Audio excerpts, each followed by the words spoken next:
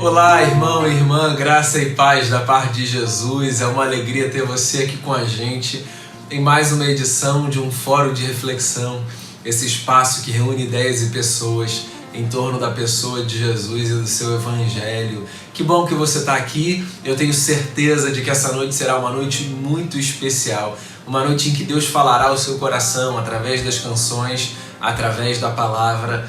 Eu tenho para essa noite um tema muito precioso.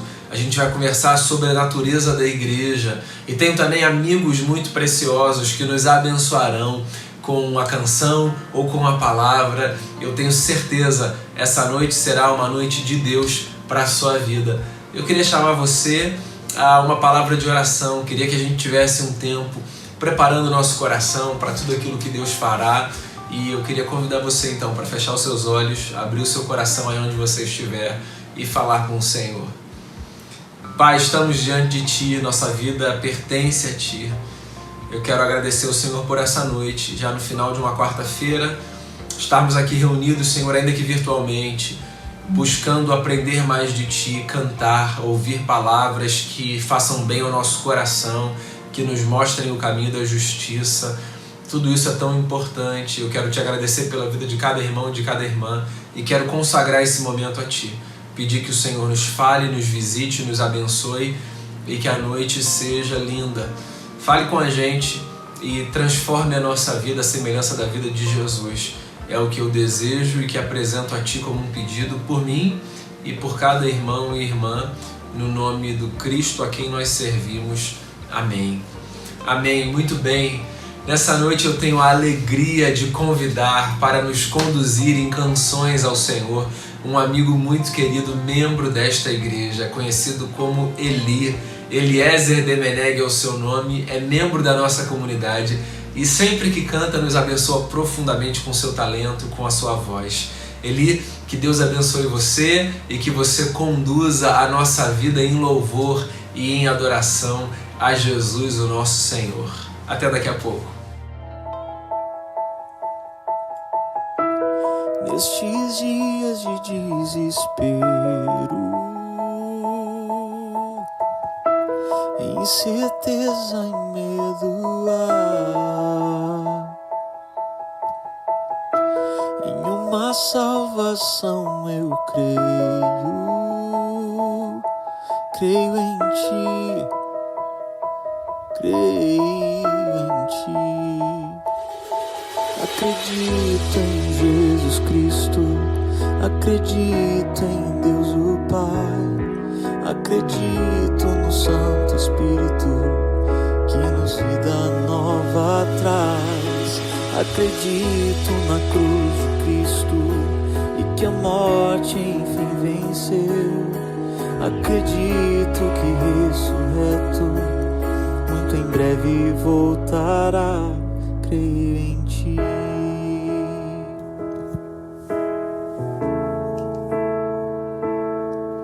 Que nossa fé não sejam hinos,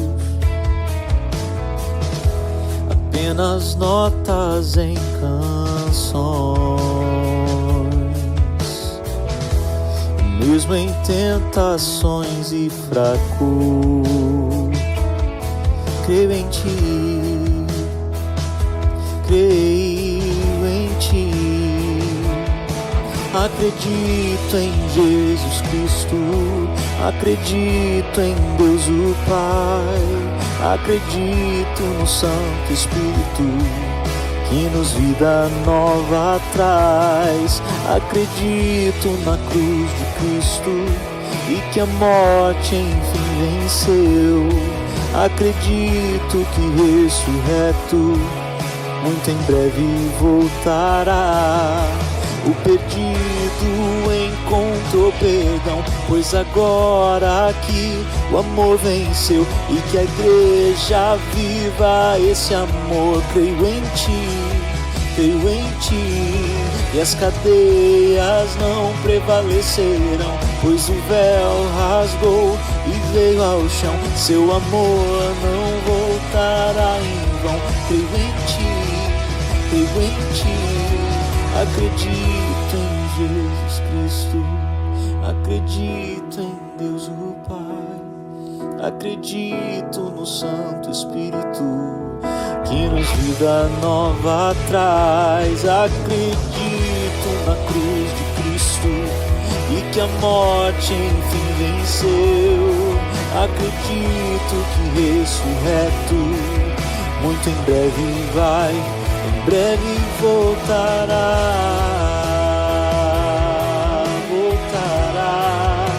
Em breve voltará.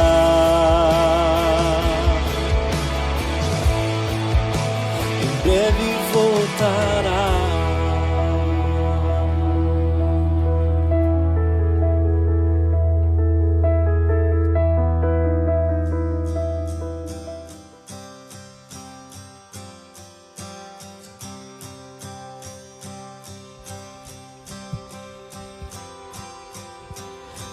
As estrelas incontáveis tu conhece todas pelo nome.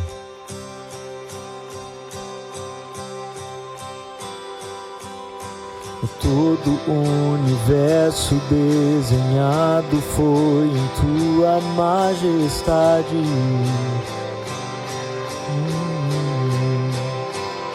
A tua glória brilha aqui, e quanto mais te vejo eu te amo. Rei da glória, maravilhoso és, não há outro além de ti. Rei da glória, dono do meu coração, e quanto mais te vejo eu amo.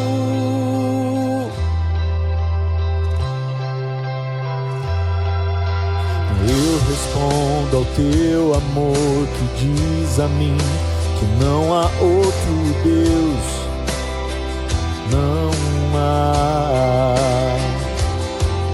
Misericórdia e bondade me acolhem em tua santidade.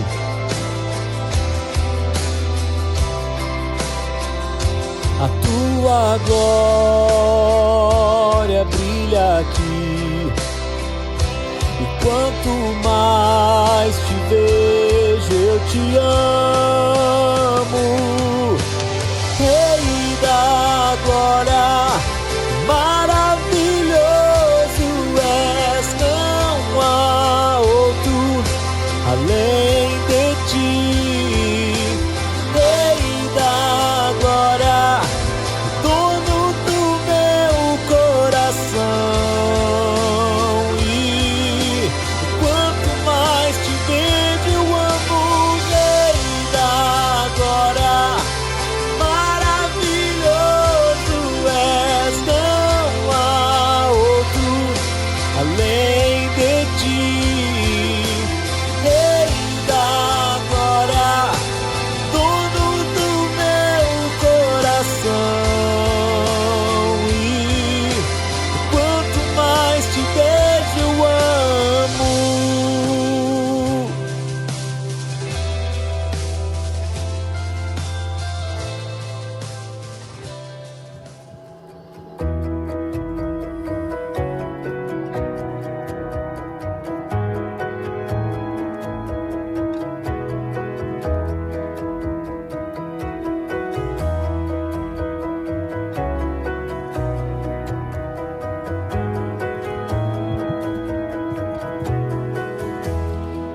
Só em Cristo posso confiar, é minha força, luz, canção, lugar seguro nele achei, rocha que não se abalará. Que grande amor em Cristo há, profunda paz posso encontrar, Consolador, meu tudo enfim. nele eu vou permanecer.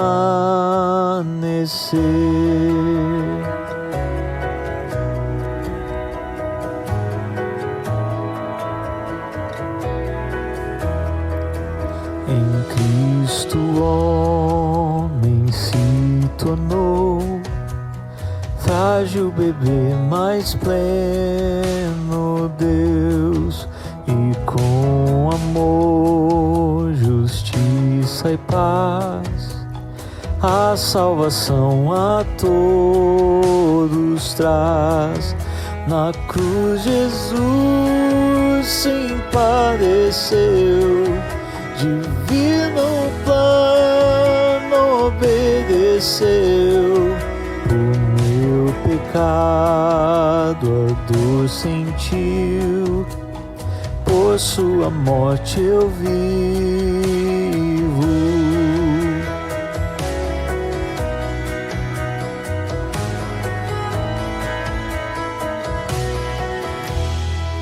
Seu corpo inerte ali ficou, luz cante as trevas se apagou.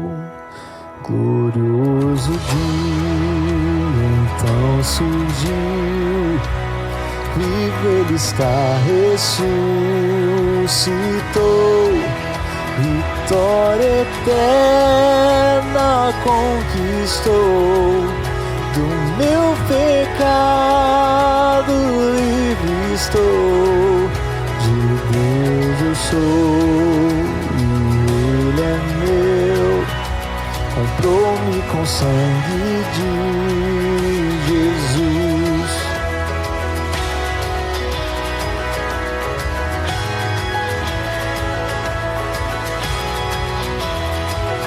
A morte eu não temo mais, esse é o poder de Cristo em mim, em toda a minha vida aqui.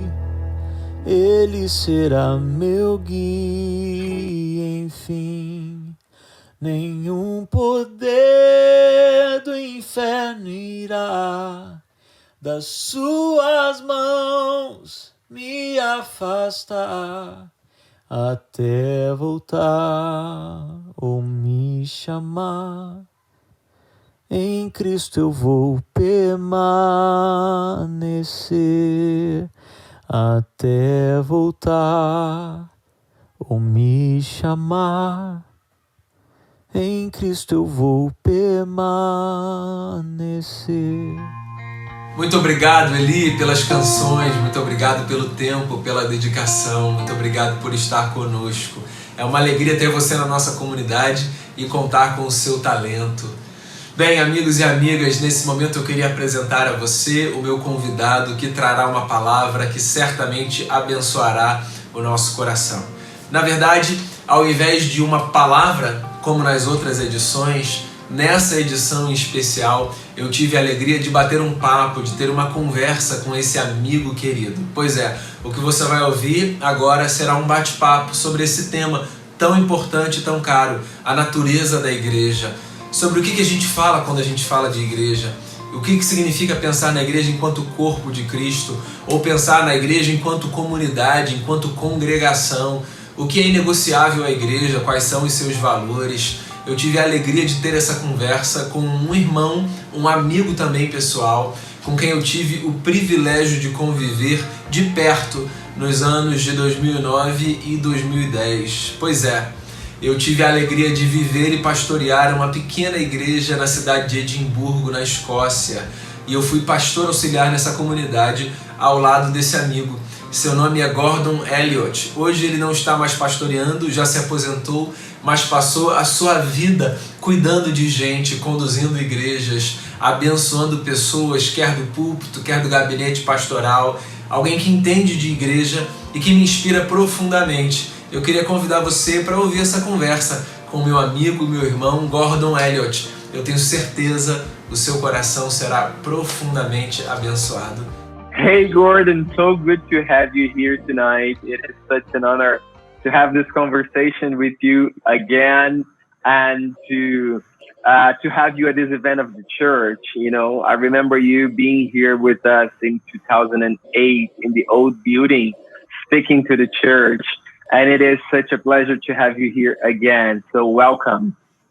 Thank you. It's a joy not only to see you, but to join your church fellowship again. I look back with very fond memories to our first time in Brazil and to speaking to the church at that time. Great, great.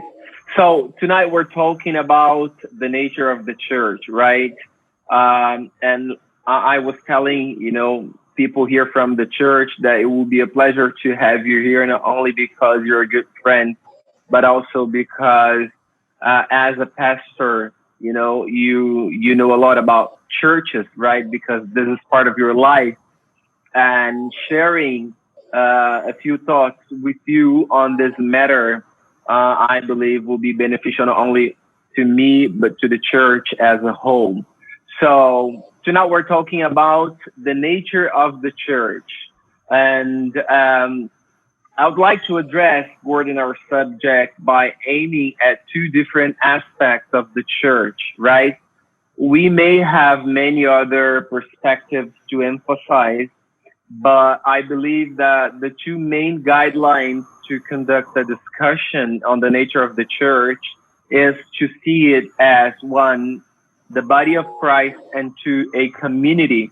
So I'd like to hear from you on these two issues when we think about the church. And I would like to start with the first one that I mentioned. I would like us to have a conversation on the church as the body of Christ. So fundamentally, what could you tell us about the meaning of the church as the body of Christ? Well, taking it one step back, so often, even as believers, we talk about going to church or belonging to a church. And of course, now we're in lockdown. My church is closed. We do not have a morning service in the church. And I only live 5 minutes from it. So I could drive quickly down to the church, but that's the building. We still meet as people of God on, I'm not sure if it's Zoom or Skype or YouTube. I don't understand all these technologies, but that's the people coming together. And it's a constant reminder that we're not a building. We are a group of the Lord's people meeting together as a body. And when you look at the body, it's an amazing thing, really. The parts of the body, the different parts of the body, what each does and how each functions. And sometimes we've constantly to remind ourselves that we do not go to church, we meet as church. Perfect. And this pandemic season has given us the opportunity to think more about that, right? Because most of our buildings for a long period of time had their doors closed. We were meeting, as you said, virtually, in different apps, and seeing each other through devices.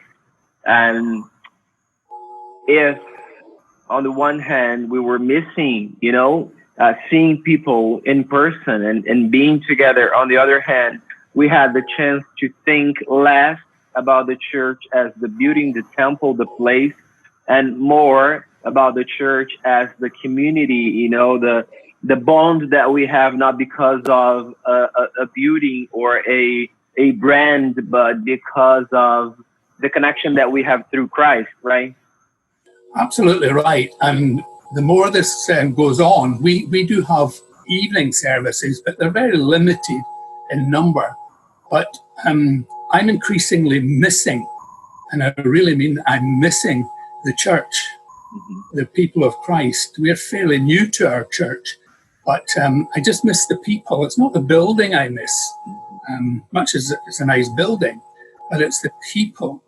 And though you can speak to one another on Zoom and you can enter into to the service, which really comes from our minister's lounge, it's just not the same.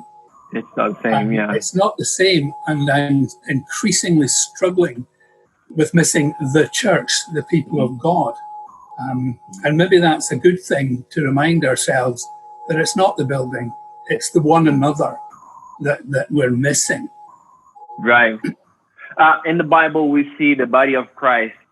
We see the expression used by Paul, right, in his first letters to the Corinthians. Yes. My question now is, what do you think Paul wanted to stress in the Corinthian mindset by highlighting the idea that they were a body? If I can give you an illustration, last Sunday morning I was preaching at a small Baptist church in the next town to us that I know very well. But again, they're socially distancing. You've got to wear your mask. You're not allowed to sing. You're not even allowed to hold a hymn book. And I was preaching, but it dawned on me that I was only doing one part of that service. We had a lady who was playing the organ, and she would also sing the hymns and play. We couldn't sing, though you could tell people were just itching to voice the hymns. They were well-known hymns. And then at the back of the building, there was another guy, one of the deacons. He was working the technology that would put the words up on the screen. And it made me think, this is like the body. I couldn't play the piano or the organ or sing like that. It'd be a disaster. I couldn't work the PowerPoint or the technology. It just wouldn't happen. So it showed me again that we're a body, even in that small way. We need one another, and we are very different. And of course, Paul in that passage in 1 Corinthians does talk about that we're different, and yet we're all vital. And no one person can say, I'm more important than you, or I don't need you. It's all sorts of ways that teaches us. And I think even the pandemics taught me just how much we do need one another to function as a body. Mm-hmm. Perfect. Yeah, no one has all it takes to be the church, right? We all need things that only other people can provide. Absolutely. Yeah. Absolutely. And that's a tremendous lesson, because I'm not the church. You, Daniel, are not the church. Mm-hmm. We're only a part of it. We only have a certain function. And when you read through 1 Corinthians 12, one of the other portions is Romans 12, verses, I think it's 4 to 8, and then in Ephesians 4, it just brings together just all the different parts of the body. When preparing for this, I just wondered, I wonder how many parts are in the body. Yeah. And seemingly there are 200 bones and about 600 muscles, and dear knows what else. It's an absolutely incredible piece of engineering, our bodies, and yet it functions as one. Mm-hmm.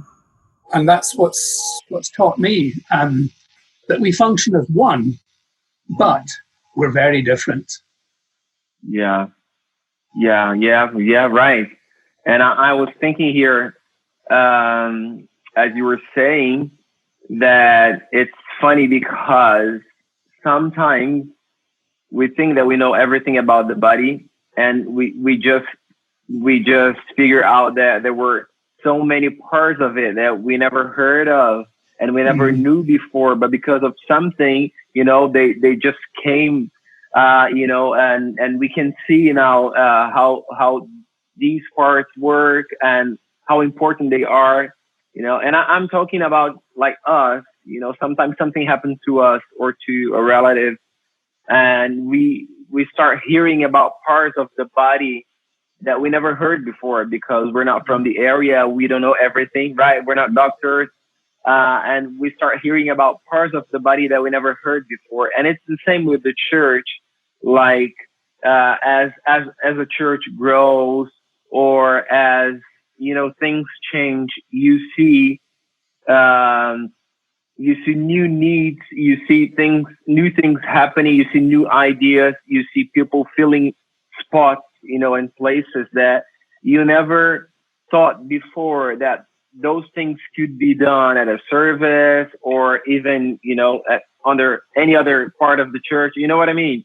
Yes. So as we live, we learn about the diversity and about the different things that the church can do and the different areas that people can serve, right?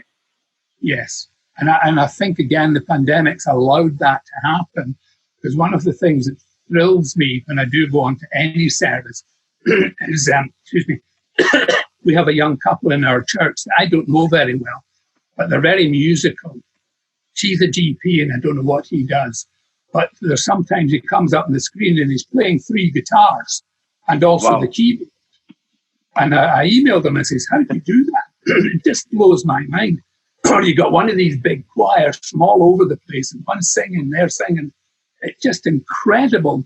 And I think the creativity that has come out of the church to help one another, because it really blesses me tremendously, as well as the minister preaching. But there's other areas that has, it just astounds me as to the creativity within the church body. And we've got to find ways to allow that to function and to happen and to work. It's just an amazing, we are amazing creations. Yeah, we are. You're right. So we were talking about the church as a body of Christ, but now I would like to go through this other area, which is talking about the church as a community, right? So I would say, Gordon, this is a less spiritual definition and a more sociological definition, right? But this is also a very important definition to understand the church, what the church is, like the church as a community. So my first question to you is, what could you tell us about the importance of this sense of community in the church? What is the purpose of meeting together? Well, what could you tell us about that? When we first talked about this, and you mentioned, you mentioned the use of the word community. And I totally agree with you. It's maybe not the best word, though we'll come back to that in a moment. But it's the word that I thought is really more important is we're a congregation. We're a congregation of God's people. That's a together word. It's a plural word. And the body is more or less individual parts. So we all have our individual parts, but we're not to use our individual parts just for ourselves. It's for the body, the whole body. And the congregation, and that's maybe why many of us are missing church, because we are a people who are built to come together and to meet together. Because sometimes I feel, and I'll be honest, sometimes I feel that I'm part of an audience. In other words, it's just like watching a show, or it's watching a TV program, or it's going to a concert. And we're not like that as the body of Christ, as a congregation. We participate. And I know a lot of believers are frustrated because they do not feel they are participating. When you're sitting there listening to someone singing, maybe wonderful, the music's wonderful, but you cannot help but feel, I want to sing, because we're singing people together. And so congregation or community is just absolutely vital. That's what we're built for. We're built for togetherness. And the word congregation, the word community, is that. We are so privileged that we come together like that. Maybe we take it too much for granted. It's a thing we do on a Sunday, or it's a thing you go to the prayer meeting or the Bible study. It's far wider than that. We need one another. And the togetherness is just such a blessing. Because that's one of the things that I find in community. Yeah, and there is also the fact that, as Jesus said, I believe in John 17, if I'm not wrong, that it was our unity that would show the word that he was sent by the Father. Remember that? Yes. So, you know, if my point is, if we lack the idea that we are together, and not only because we're in the same place, but because we are a congregation, we are a community, you know, we are brothers and sisters. There is something that we don't do as individuals, but as a group, as, you know, a congregation.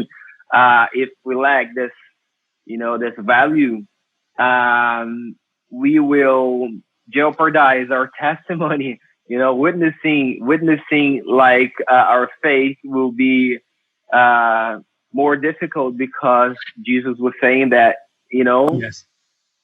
being together and living as one would be part of showing the word that he was sent by the Father. Yes, absolutely. Because again, you've touched on another area of that togetherness. You know, that we are a congregation, but you talked about brothers and sisters. That's another part of what the church is. We are the family of God. Mm-hmm. You know, so you've got people in the congregation that really are like mums and dads and brothers and sisters. You've got young, you've got old, and it's one of the blessings again of how we need one another. Older people need younger people to almost spur us on and to encourage us. Younger people need, perhaps, hopefully, the wisdom, the experience of mums and dads. I'm always amazed that the scriptures always talk about us as being children of God. Mm-hmm. We're not adults of God. Yeah. We're all children of God. And children always have things to learn, and there's such fun and enjoyment and learning within a child that sometimes when you become an adult, you think you know it all, and we don't. But it's another one of those together words, those community words. It's a congregation, and as a family of God, it's a relationship. When you become a Christian, you come into a totally new relationship, one with God as our Father, but also with Jesus as not only as our Savior, but as our brother, as our friend. And then you meet all these new people that are brothers and sisters. And this is the joy of who the church is and what we as a church are. We are a family. Yeah, perfect. You know, you have worked at different churches. You gave your life to serve, you know, people by leading churches, by preaching, by counseling. What could you say, Gordon? What would you say, like, the most challenging things are for a church as a congregation? You know, what should we focus on? What should we pay attention on regarding this matter? You know, the church as a congregation. What advice could you give to a church that wants to keep going, you know, the right path to live as a congregation, to witness the gospel and to honor God? Well, again, you come back to this idea, or this phrase of Jesus, by this shall all men know you are my disciples, because you love one another. And very sadly, we don't only not love one another, we don't know one another. Mm-hmm. We don't take time, or we've got our own wee select group of friends, and we miss out so much. We miss out so much in people who are going through all sorts of dilemmas. I remember when I went to one of my churches, there was some really old elderly people, and they were just elderly people until you got to know them. You know, they were amazing people. They had amazing testimonies.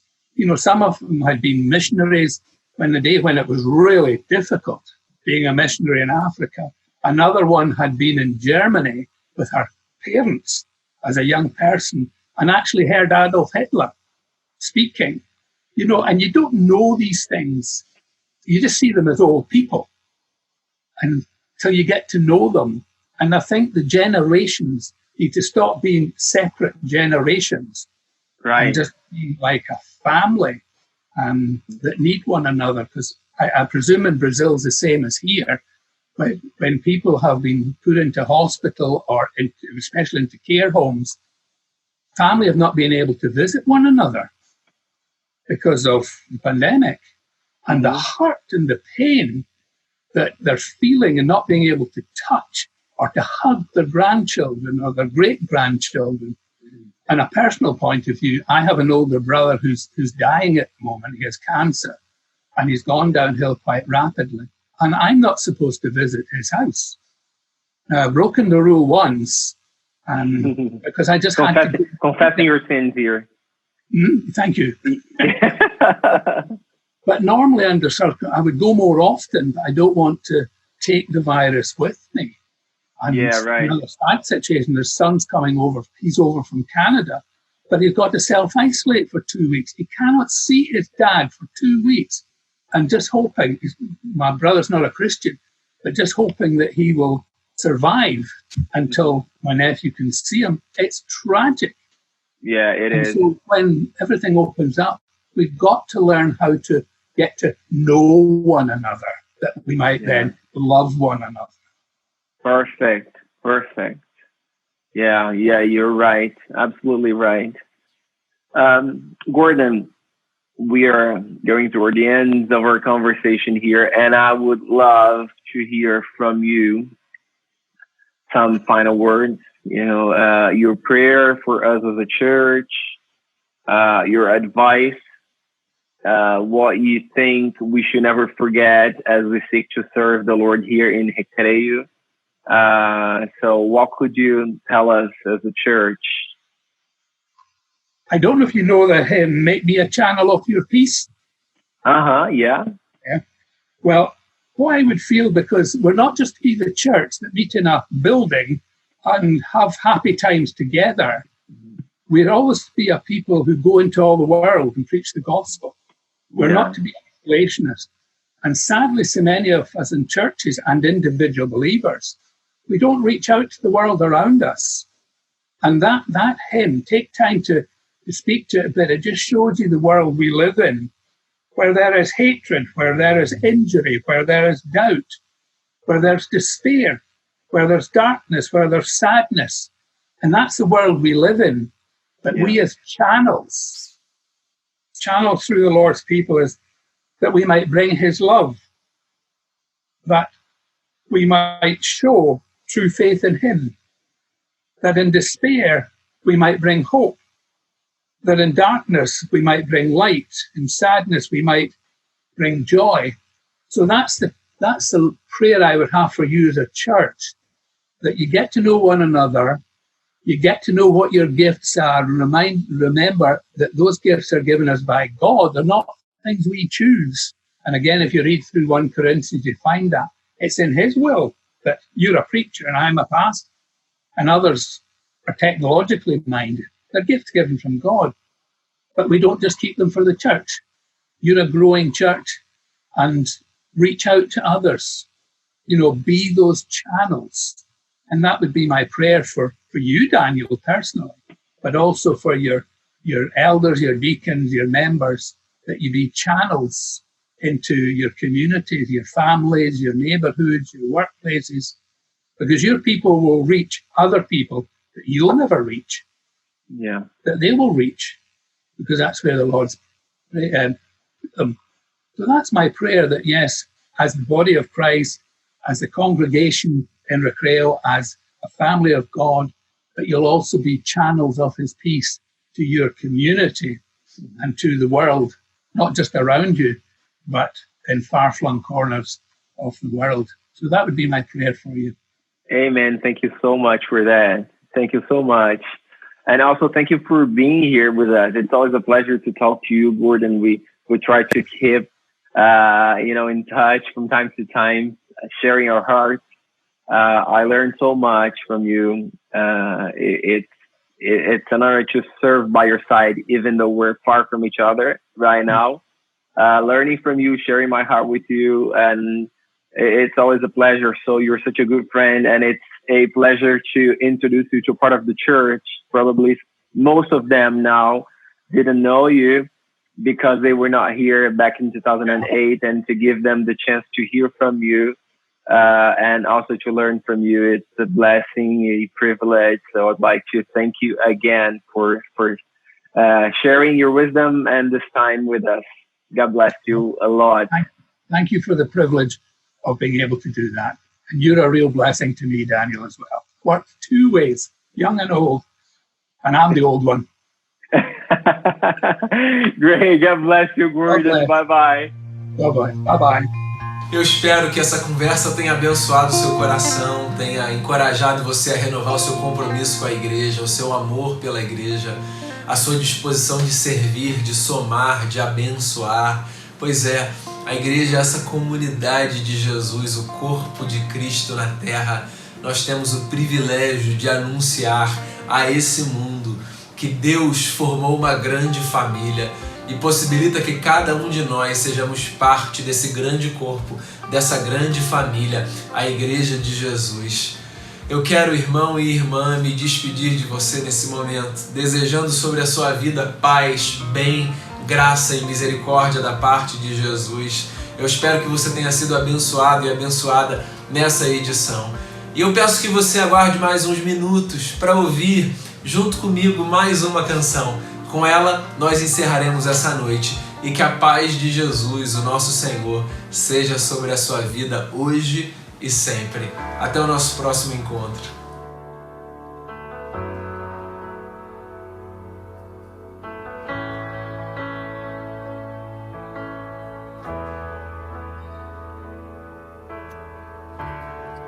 Vivo pelos momentos quando em sua presença acalmo minha voz, Senhor, venha falar. Toda minha atenção permaneço a te ouvir, não posso perder. Eu sei, meu coração quer mais de ti, quer algo novo, e eu me rendo. Meu querer é viver no teu amor, ser desfeito em quem tu és.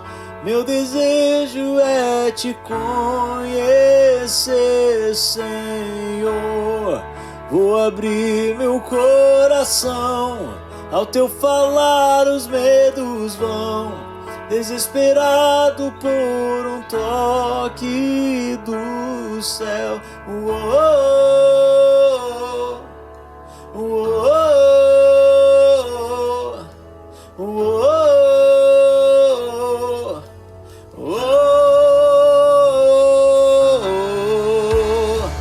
És o fogo da manhã, és a luz na escuridão, meu respirar, vida em meus ossos.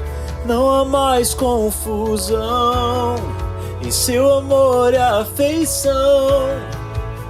Tu és o mais doce, eu sei, meu coração quer mais de ti, quer algo novo, e eu me rendo.